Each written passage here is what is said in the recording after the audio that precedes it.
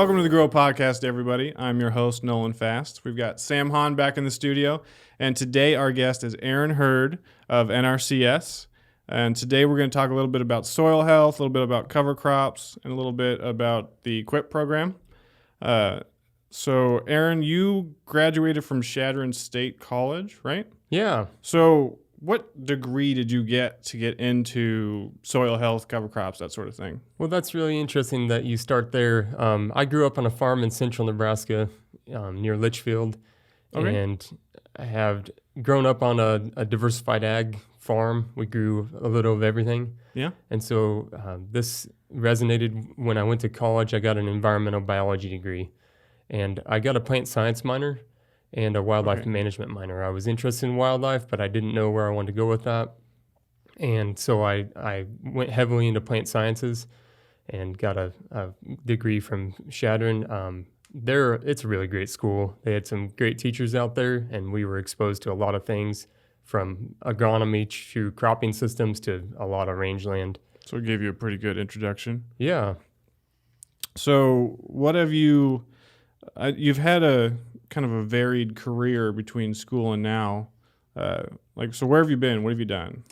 Yeah, I started with the NRCS in 2006 in New Mexico. I was a range management specialist down there. There was a hiring freeze in 2006, and so there was really only 2 jobs available in the whole nation that I knew that about. You could do? That I knew about anyway.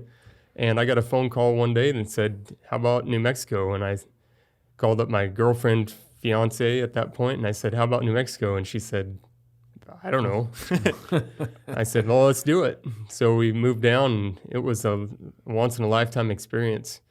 I found the culture down there, and the people have a real heart for the land, and it was a lot like rural Nebraska. And that's the neat thing about agriculture, is it's the same everywhere. So I got a great experience working down there on big ranches, 285,000 acres. The odd thing down there, it's about standard stocking rates, 120 to 200 acres per cow-calf pair. Oh, wow. So they're on the run eating and looking at rocks as they go. And we can get that down to 80 if we're stocking and properly managing, and sometimes down below that if in certain circumstances. So we worked with landowners down there and on a little of everything. There was cropland and irrigation and big ranches. So it was a neat experience. I moved in 2010. I became a district conservationist in northern New Mexico, Aztec, New Mexico. And up there, it's the latitude and elevation equal the same climate as central Nebraska. Oh, wow. So the plants in the valleys were the same. The agronomy was the same. The ecosystem really felt and acted the same. And it was irrigation. The odd thing down there is it did feel like a lot of times they were 40 years behind us. Nebraska is the leader in irrigation technology. Oh, look at us. So we are true. I mean, the 3 largest irrigation manufacturers in the world are in Nebraska and others, associated agribusiness. And so here we are in the epicenter of it all, and that's what we know and how we do farming. And so down there, it's several steps removed, and then time and money and know-how, and suddenly we're 40 years trailing. And so we were approaching folks with dirt ditches and siphon tubes, and I'm going, I saw those in the junk pile when I was a kid, But here we are converting from that to a gravity-fed pressure system and side row sprinklers and pivots and really bringing them all the way forward. So it was cutting edge of conservation work. We were saving a lot of resources, and I learned an awful lot. We wanted to get back to Nebraska, though, the good life here, raise our kids, some sense of security, and just kind of the environment that I was used to and my wife is used to. So it was great to get to move back home. I worked in Hebron, Nebraska for 4 years. We lived in Bruning. And that's where I really got started on cover crops. 2010 in New Mexico, I did a 10,000 acre cover crop contract with the Navajo Nation. Wow. They've got a really large farm, 650 pivots, 110,000 acres under irrigation. And that's a size large farm. So we came back I don't to think we see anything like that. No. South Central Nebraska and worked with average farms here and brought that cover crop experience here and started with one contract in Hebron, and we really pushed the envelope and started selling soil health and cover crops in a management system. It's always the management system that we're looking at. Okay. And so that's kind of where I come from and how I got started. Okay. So we'll start with kind of the soil health. Like, is there anything interesting that you've been seeing like this year versus other years as far as the soil conditions? Yeah, I think 2019 taught us a lot about wet soils and how important soil health and the function of the soil can be. And now we're seeing the repercussions of that. We came off a really wet profile all spring, summer has been pretty wet. And then here locally, the water's just turned off. August has gotten hot and dry.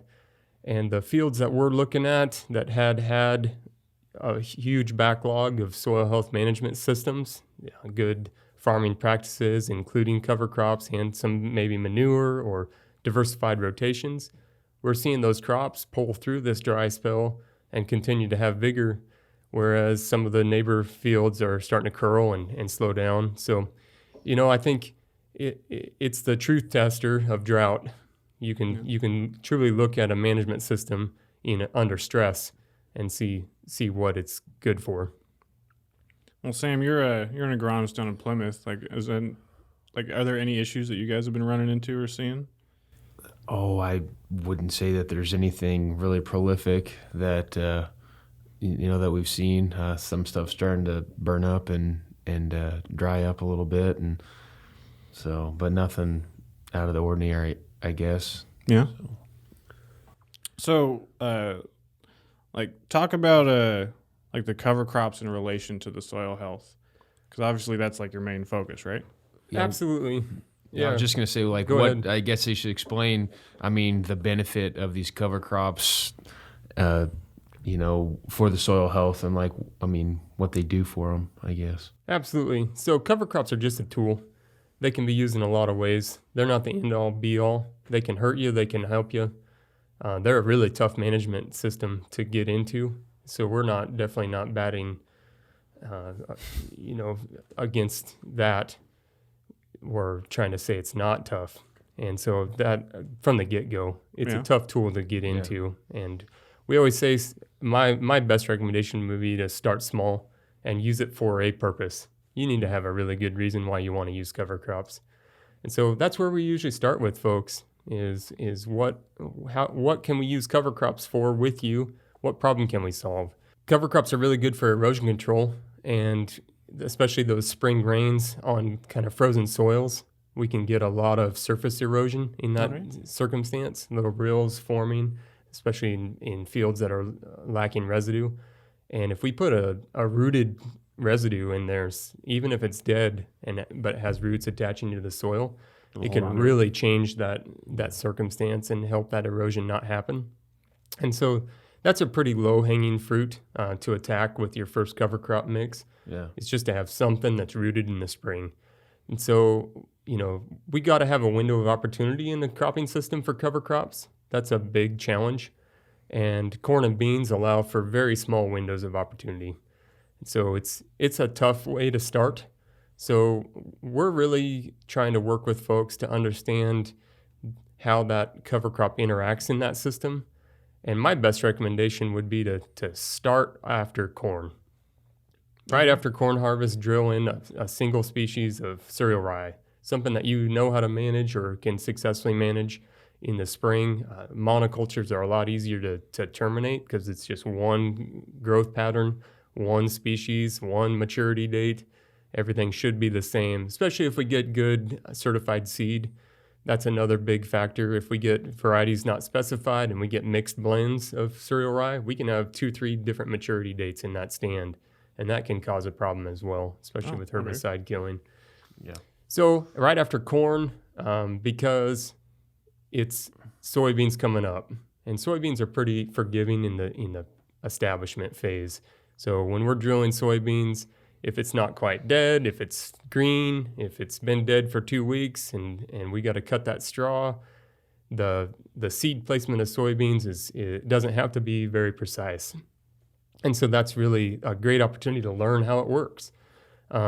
If we happen to miss a soybean here or there, that the neighboring plants could and should take over and really overcome that space in the field and produce in that direction. So it's pretty forgiving. And we've got a really good opportunity to grow some carbon and nitrogen mix on top of the corn stalks. So another big problem we have in eastern Nebraska is corn stalks hanging around.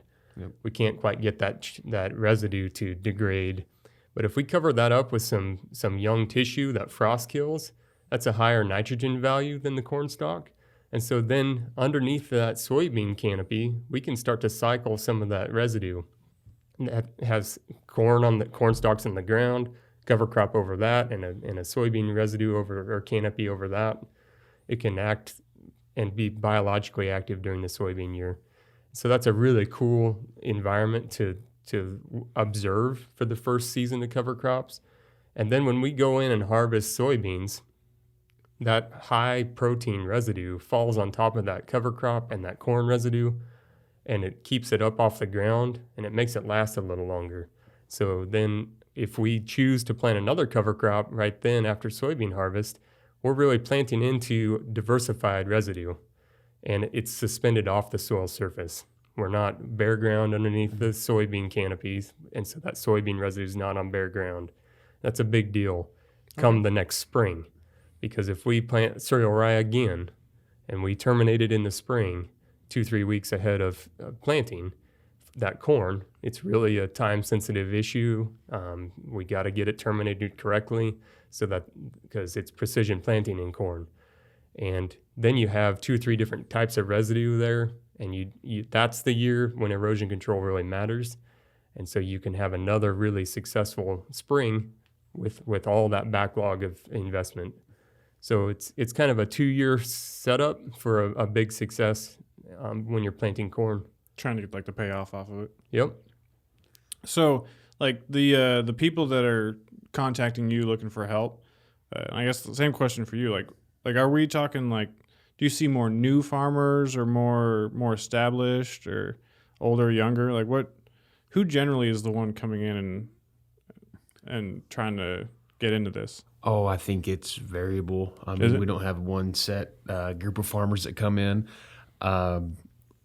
We kind of have like repeat customers, some guys who kind of try it and get into it and commit to it a little bit, it are the ones that come back in. Like you said, it's not just like cover crops isn't a one and done thing. You kind of you can't just try it for a year, expect to see, this immediate, game changer. Yeah, this immediate response. You kind of have to commit to it a little bit and try it. And, some guys have tried it on, a set amount of their acres, and then they do it there for a little bit, and then they grow on their acres and things like that. So that's what I would say. Is that kind of what you see too? Yeah, interesting that you say that. I think it is a mixed bag of who's participating. Yeah. I don't think it's any one sector of the agribusiness. We see a fair share of diversified small farmers and mid-sized farmers, and even large farmers are trying it. And I think they are starting small and building out from there as they see a reason to continue. Sometimes that first taste, it's a bad taste, and folks will walk away from it. And so we try and, with a little bit of know-how and help from agronomists, help them set them up for success. That way, that first time out of the gate, it's not a big train wreck, and we can see some value out of it. And most common, like you said, for us is a lot of times if guys aren't using it for any feed value with cattle or grazing or anything, they'll plant the rye after they harvest corn, and then they'll have beans the next year. I was going to ask you, what do you always have or always recommend a cover crop that overwinters instead of something that dies off with the freeze? You always want something that comes back the next spring, especially for that erosion control. That's a really good question, Sam. I appreciate that because it gets back to the use of cover crops as a tool. And so it depends on the reason you're using it. And that's the first question we do want to ask somebody when they approach us about cover crop use. why and when and how. Because if you're going to broadcast into standing corn and you would like to establish something ahead of harvest so that you have soil health improvement or a good opportunity to address a compaction layer, if we can grow a cover crop ahead of harvest, we can help support some of that equipment out on the ground. There's some semblance of really addressing that issue with that effort. And in that circumstance, if we've got 45 to 60 days before first frost, we can afford to put a frost-killed cover crop species out there and get some good out of it, and yet frost kill it safely. And that allows us to overwinter with that rooted residue, like I talked about, that's attached to the ground. It's good for erosion protection, but it's not using moisture either. Okay. It's catching snow, it's catching rain, and it's helping it soak in the ground next to its dead and dying roots. And so that can be a real win, but it takes time. And that's what we can't drill after harvest and plant oats when harvest is October 15th and we've already had a frost a lot of times by then. Yeah. So it's a really tough window of opportunity. We do have to look how to open it a little bit and expand it in order to get different tools. If we have an area that's eroded out or big area that drowns or kills out because of erosion or a flood or something, that's another really great time in season to go in and just not replant something, but plant a cover crop to try and address a critical area treatment. That's what I like to call that. Yeah. The use of cover crops to address an issue, a small area, especially an erosion area. You could go in, kind of dress that up or just plant it, seed it right down to a dense stand. 25 seeds per square foot or more is really what we recommend in critical areas, especially that it could erode. And so that's a different use of cover crops, and that affords you the opportunity to plant some big warm season species like sorghums and millets and common rapeseed and other things that can really address compaction issues and erosion control. Yeah, we've seen more of that actually. With the wet early springs and early summers we've had the last 2 years, we've sold some more sorghum and some millet and things like that. And guys have had washouts and they haven't replanted it with beans. They want some cover there, and so they plant some of those other species out there, like you were addressing. I was going to ask too. So you're saying, like if you're going to plant something that doesn't overwinter, you're saying probably broadcast it while it's still standing so it has a chance to establish and does you some good. That's not something you want to put in after the combine. That's something that you really want to have out there for a length of time before the first freeze. Yeah, you really do have to have enough time to get the value out of that plant. Okay. You can't have a 1 to 2 inch tall oat plant that does you any good. Yeah. Yes, that's biomass. Yes, it's diversity, but the area of impact of that is zero. Okay. So it is important to get your 45 days at a minimum. So we achieve 6 to 8 inches of growth out of that plant, or more. Yeah. Would be the goal. Yeah, we've actually on our farm have done that for the last 5-6 years. We've flown a combination of oats, turnips, and radishes, and nice. We graze them too.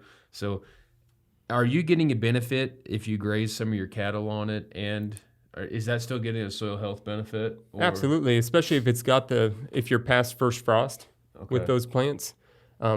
Surprisingly enough, oats, turnips, radishes, they hold their protein value, their feed value for livestock after first frost. They'll turn brown, but they still have the same feed value, or very, very similar. The cows feed on it hard. Yep, especially the brassicas, because their cells kind of degrade, the cell walls start to degrade, and it releases sugars into the cellular interspace, and those sugars taste really good. Prior to that, it doesn't taste very good. They're kind of prickly leaves. Cattle will self-select around them. But once that first frost happens and those start to degrade, it's kind of like ripening fruit. Okay. It starts to get real tasty, and then they hammer it. They go after it. Yep. They'll even pull them up. And that's what I was going to say. Grazing, you can't rob Peter to pay Paul. Yeah. And so we do have to manage grazing of cover crops a lot like we would rangeland. And NRCS, we're stuck on a take half, leave half. I say stuck because there's schools of thought that you can aggressively take 60 or maybe more percentage of that plant, and still, if you allow it time to regrow, then you can overcome that take. But a really safe, conservative way to approach that is to take half, leave half of a plant. That allows that plant to have 6 to 8 inches of stubble out there if it's frost killed, and it can lay down on the ground and still cover the soil. Something. If we take all of that or all but 2 inches, or down, because a cow eats with their tongue, and so really a cow can wrap their tongue around about a 4-inch plant, and they'll take 2 inches off of it. Mm-hmm. Pretty much they'll leave a 2-inch stubble height unless you really make them lick it up. So that's pretty much overgrazing at that point, because that plant doesn't have an opportunity to lay down on the ground. It'll stay standing, that stubble. Oh, okay. And so we don't want to graze clear to the ground, clear to that lowest level. We want to move them faster than that, or section off the grazing area, mm-hmm. so that we can rotationally graze. And that gets back to my roots, where that range management job in New Mexico, yep. where we could have more stocking rate by moving animals than we could by continuous whole pasture grazing. Yeah. Well, so because you got the cattle, do you move them around, or what's your strategy there? It's tough because like where we put it, it's like a half section of ground. Well, it's actually 5/80s, and we usually we'll do like one of the 80s with cover crop, but it's hard to like fence around that just because of time standpoint. With like electric fence, we just string around the whole field. Yeah. And sometimes they'll feed on the cover crop, and sometimes they'll feed over here. They have other options. It's probably not the most stewardly approach, but at the same time, you know how it goes. You can talk to farmers all you want and recommend all these things, but it comes down to like time and efficiency and stuff. Absolutely, time and efficiency. Understand that. Yep. And so we're just kind of laying out the best case scenario, yep. and we'll take what we can get. A lot of times, if we don't locate the water on that cover crop patch, then they selectively graze it and leave it, and so it won't get hit quite as hard. Oh, that makes sense. Yeah, because they're gonna make them walk away to get water. Yep, make them leave the patch. Yep. And so, an animal will get a drink and then walk a ways and lay down and then ruminate, and then they stand up, and then they're off and moving forward, and then they're grazing. And so you want them to head towards the grazing patch and then come back. And so we can there's tactics to try and release pressure on that unit. Yep, that makes sense. So there's with NRCS, there's some programs, right? Like some incentive programs? Absolutely. Want to touch on that a little bit? Yeah, absolutely. We're conservation partners. And so everyone's got stewardship of their land and stewardship ethic.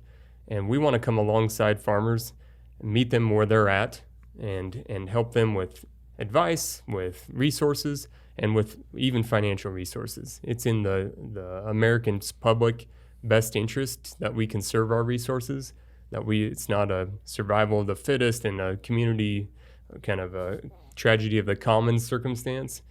And so if we all take really good care of our land, then our waters are cleaner, our land is more productive, and our economy does better, and we don't have really bad pollution downstream, and we're not accumulating into a large problem. So it's all of our jobs as landowners, land managers to do good stewardship. And that's where we can, as a public, invest in that effort and help educate and help establish good farming practices and structures. And we primarily do that through our environmental quality incentives program. Oh, so that's what EQIP stands for. EQIP. Yeah. EQIP. That's funny. Everybody knows it as EQIP. And it's a typical of the government to create an acronym. Yes. And so Environmental Quality Incentives Program. We also have our Conservation Stewardship Program, CSP. And both of those are really common programs in Nebraska and the way that we engage with folks in their conservation efforts. EQIP is predominantly a structural practice program where we're doing kind of a prescribed project, and then it's one and done. And so we'll build a set of terraces, pay out on those terraces, and then the terraces stay. And that's okay. They need to stay there for their lifespan. And, every practice has a lifespan. A fence has a lifespan. Terraces have a lifespan. And we're not expecting them to go further than that, but we do expect them to stay that long. It's kind of an investment by the American public in those structures. And so that's part of the contract, is that we leave them there. And so cover crops are a unique circumstance because they're temporary. They kind of come and go. However, the effect of the cover crop, we're learning, doesn't come and go. It's left in the soil. And that's the really neat thing. Even just 1 year's good investment of cover crops can take the pressure off that soil structure and help it to function. And it can get it started down the path of soil health management. And so investing in that acre of land with cover crops is a good investment. And I think it's an investment we need to make on every acre in Nebraska. All the fields I've been on and dug a hole in over the past 4 years have had a compaction layer, typically at 4 inches and at 8 inches, and a lot of times at 16 inches from an old historic plow layer. Okay. The interesting thing about tillage is I grew up tilling, and I always think about it moving forward. And so you're on a tractor pulling a disc and you're moving forward, but that disc blade is pushing down. And each disc blade's carrying about 250 psi per blade. That's a lot of pressure. That's more than I weigh. And that's on a per square inch basis. So the down pressure of that is what I'm starting to think about. And the soil, when that disc blade comes across it, it's scraping that soil and it's actually bending the soil. The soil bends like a kind of like cake. You can push it down and then it'll rebound a little bit. But it rebounds a little less every time you push down on it. And that's compaction. Oh, okay. So it's taking some air out of that soil structure. So you can pound down on a cup of dirt and you can fit more dirt in it. Yeah. Put a little more dirt in and pounds a little more, and you can fit quiet until it's completely dense. And so we work with folks to understand bulk density a lot in the NRCS. With soil surveys and the soil scientists that we have on staff, we know a lot about soil structure and bulk density and infiltration rates. So that's really the avenue that I try and approach folks from to understand soil and the soil properties. Compaction layers are usually just exceed the root penetration resistance of our cash crops. So to put that in easier to understand terms, a root tip moving through the soil can only withstand so much pressure. And as it moves down and it hits a hard spot in the soil, it'll go laterally until it finds a less Softer pressure, spot. A crack, a hole, or a soft spot, softer soil outside that compaction area. And farming, we can't get away from compaction. We have to impact that field with tires and tire traffic.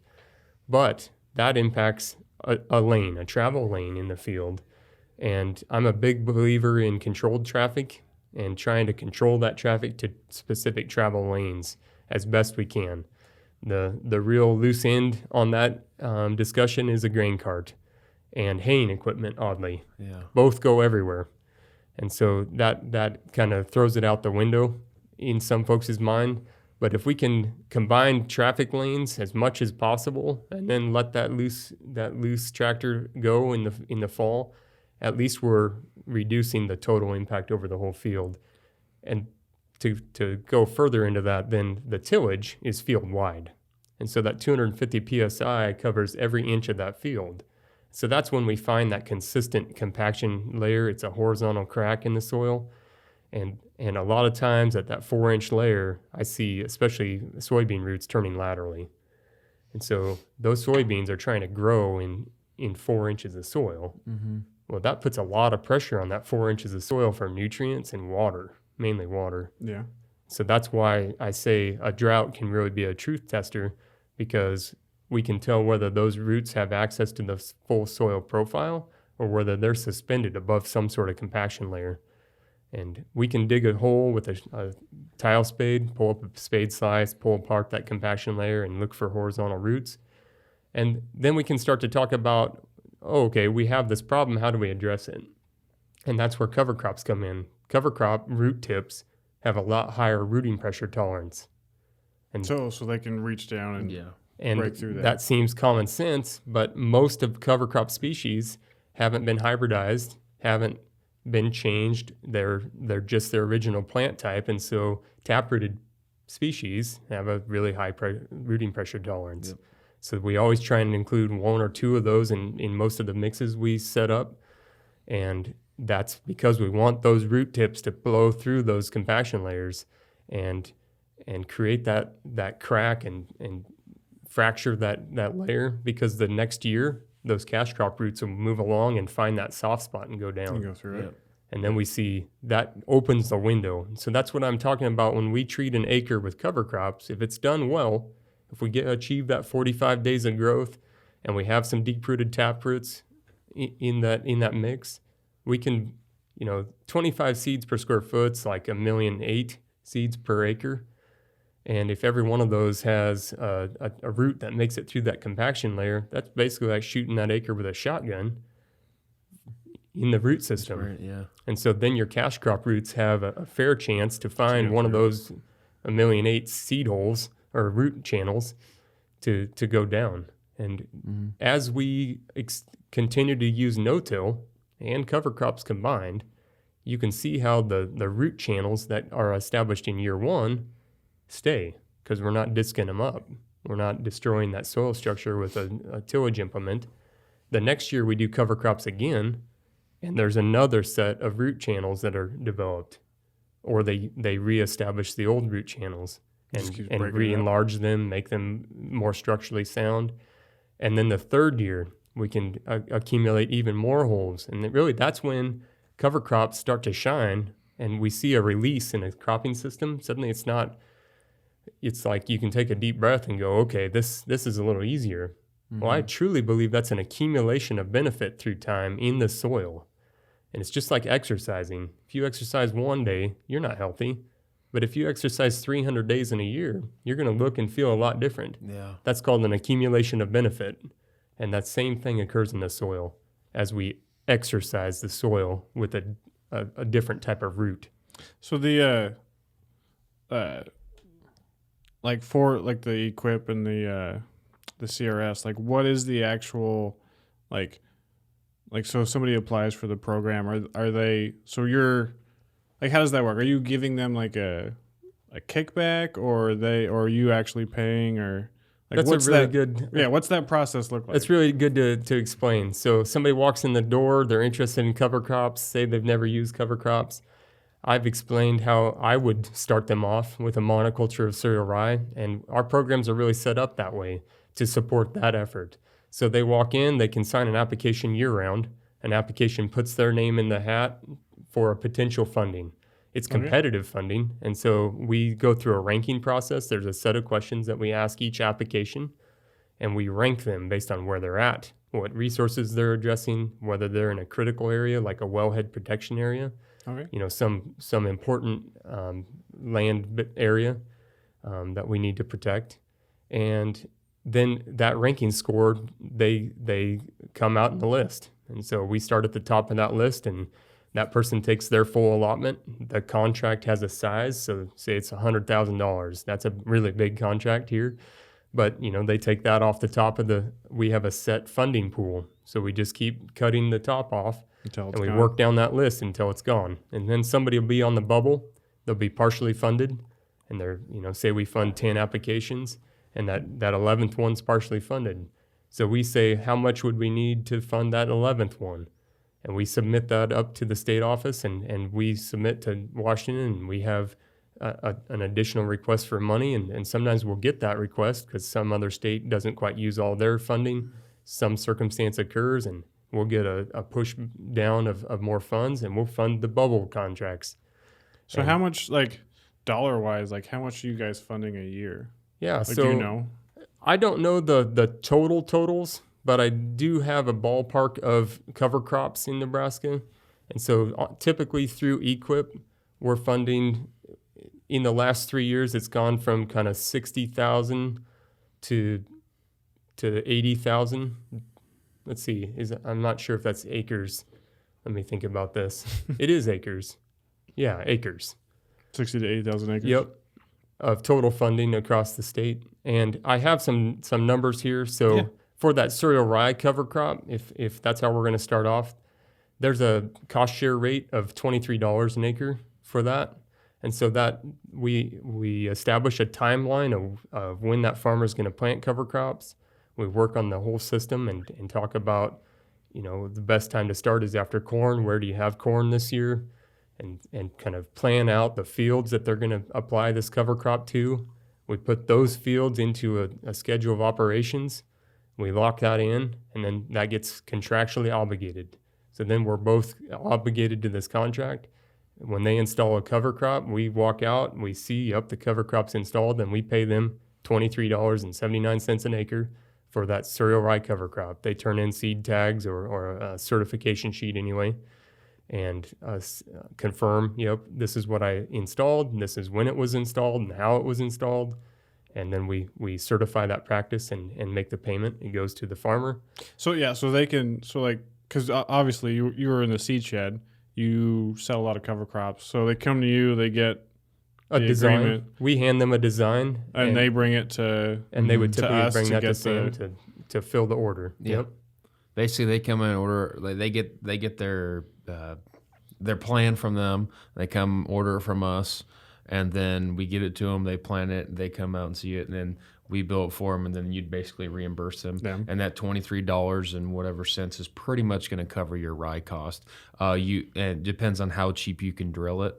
If you have to hire somebody, if you have your own. Yeah. But it's going to cover pretty much 90% at least in most cases. So, and that's the goal.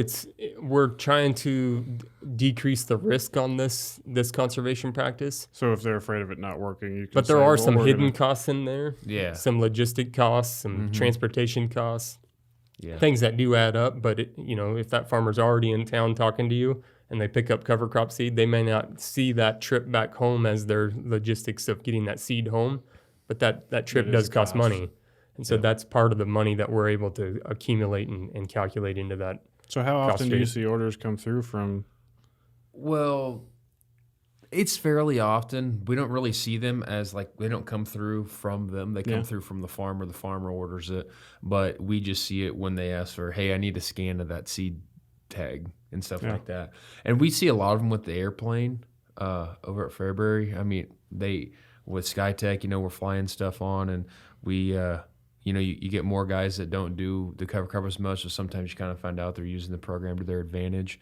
Which I was going to say, speaking of the airplane and speaking of these mixes, you kind of touched on it before you had the monoculture with the rye, but then we talked about the tap roots in the compaction layer.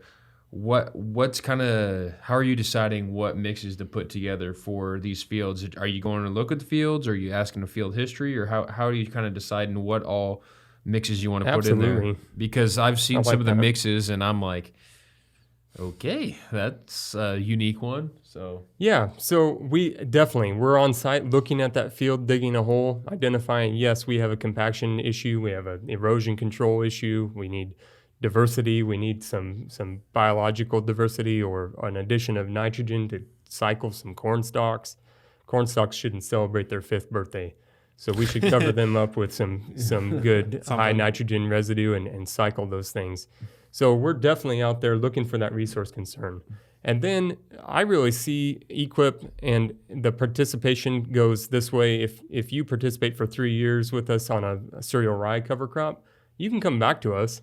And if we increase the level of management and you start to agree to plant a multi-species cover crop mix, that's a different management level. It takes a different know-how, how to terminate those species, how to manage them, to mix them, how to get them successfully distributed across the whole field without shaking them out and sorting them. That's all a new challenge. And so that's a new opportunity to participate. And that's a different cost rate. So we're paying $32 an acre for a multi-species mix. Okay. So when somebody comes in and is after that multi-species mix opportunity, number one, to address different resource concerns, and number two, to increase their level of management and offset that risk, we're here to help. And we like to afford them an opportunity to learn about all the cover crop species that kind of do what they're asking to do. So I see this cost share as that alleviation of risk and an opportunity to educate. And I think we should test and see what cover crop species work on your field. We know a whole bag of cover crops, not every species is going to grow everywhere in that field.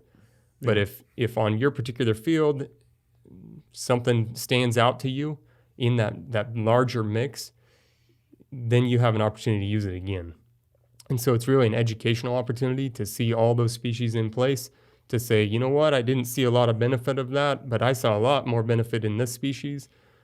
When the contract's done, I want you, the farmer, to have enough experience with all those species to make an educated decision and say, I'd really like to use these 3 to 4 species. Okay. They're economically reasonable. They do what I like them to do, and they were really successful on my farm. That's the educational opportunity that we're really putting in that seed design. When there's 12 to 15 species, we're trying a lot of different things, but that's not necessarily what we need to do in the future. Yeah. And so we're refining down to what really works from that. Okay. A little bit different, goes back a little bit. When you're talking about the traffic lanes on the field edges. Yeah, compaction. Compaction.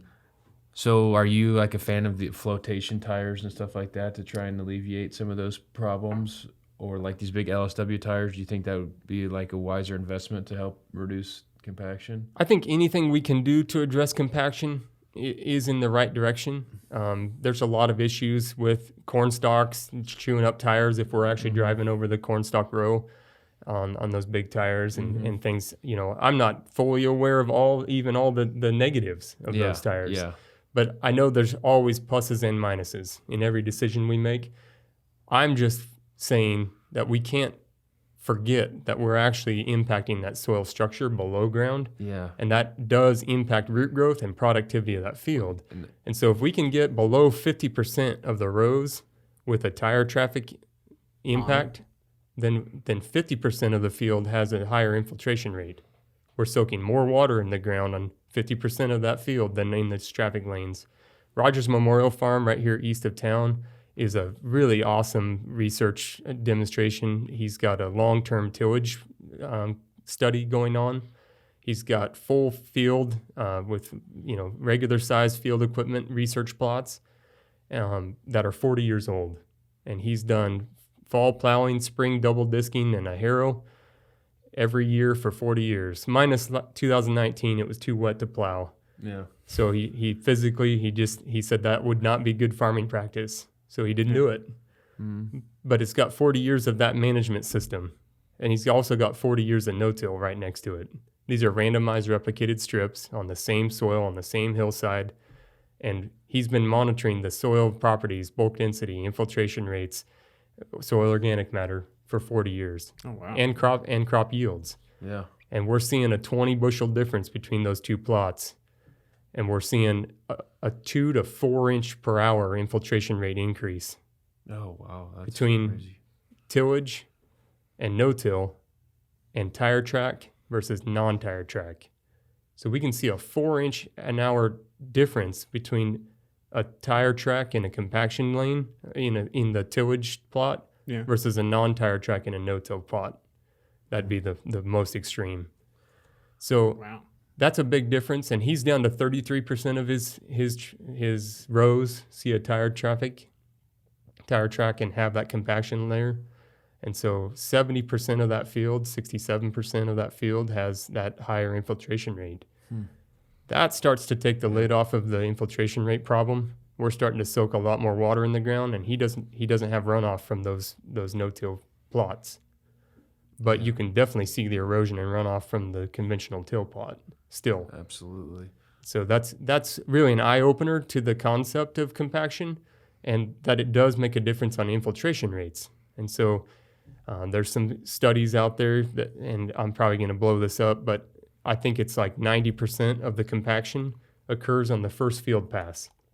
So the first tire pass down that row, 90% of the damage that could be done is done. It's done right there. Yep. And so the first time we drive down that row, we've done 90% of the compaction that will occur. So that's a big deal. It only takes one pass. So if we can take those one pass lanes out of the system by maybe doing some management on a half an implement wide just to get the tire spacings right on the rest of the whole field, then you can stack those tire tracks up in the same rows Oh, yeah. and not have single pass tracks through the field. Yep. And that's a big deal, especially with certain implements. Straight trucks during silage harvest, we see a lot of compaction from them. Sometimes manure spreaders, if they've got narrow tires, can be a compaction source. Keeping those implements stacked on your travel lanes can really help as well, because the compaction, like I said, we can't harvest our crops by airplane, so we do have to drive on the field. And so if we can just put those tire tracks in the same row, that can really help. Yeah. Same thing with like the grain cars and stuff like that. That you always try and go in the same area. The equipment's the equipment's big, so that helps you, have less tire tracks, but it's also heavy. Yep. It's so big. So when you have like a compacted lane, say where you're filling trucks or something like that, how would you say to treat that? Because some guys will come in with big rippers and try and rip it up to try and get that compaction out. And I'm really for that. It takes a long time for biology, roots, and other earthworms to really address that complete compaction area of loading and unloading, kind of a heavy use area is what I would call it. Mm-hmm. Tillage does what we want it to do. It decreases bulk density and increases infiltration rate for that season. But as soon as we get more rainfall on that, it settles back down to a very, very dense condition. So I'm really for the deep ripping or the disking or the treatment in those critical heavy use areas, but plant a cover crop on top of it to stabilize the condition you've established. Save the space with some roots and some biology, and then you're a step down the road further than you would have been. And so stabilize that area rather than just let it filter back down and settle and become another compacted area. Yep. Or plant it to a permanent grass, perennial grass in there, and something like a buffalo grass that can withstand some traffic and create a heavy use area. Put some rock down and just don't farm it. Yeah. Something that's going to not erode, not cause a problem, be safe, but that you can unload and load on. Or do that deep ripping and plant a cover crop. Well, this has been a great conversation, and I do appreciate you coming in, but we're about out of time. So if somebody wants to learn more about everything we talked about, where do they find this info? Is there... Great question. I think the very first thing that I try and tell folks is go to your local NRCS office. We have a field office in almost every county in Nebraska.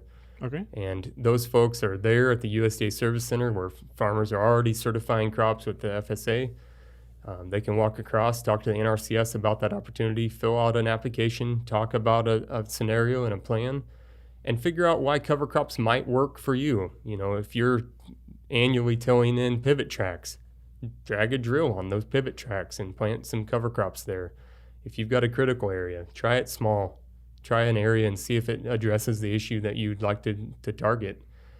But I always say, don't forget the reason why you did cover crops. Start off with that objective and pin it on the wall, because at the end of the season, you'll see 1,000 other things that didn't go right, and you'll be like, well, that was a failure, but really you did solve erosion control.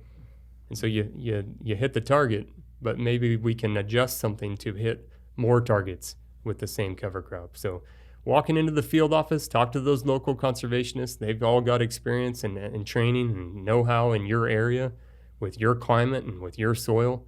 And so that's the real power of the NRCS. We're locally right there with the farmers. So we can work with them and formulate a plan and help learn how to use cover crops in a complicated management system. All right. Well, I appreciate it. And everybody, we'd like to thank you for listening. You can find us on Facebook, Spotify, and Apple Podcasts. You can find more information about us at myfarmerscoop.com. And you can check out, we got a page on SkyTech, page on agronomy, so you can get all sorts of information from that website. Leave us a review. Let us know what you think. Thanks for listening. And as always, keep growing.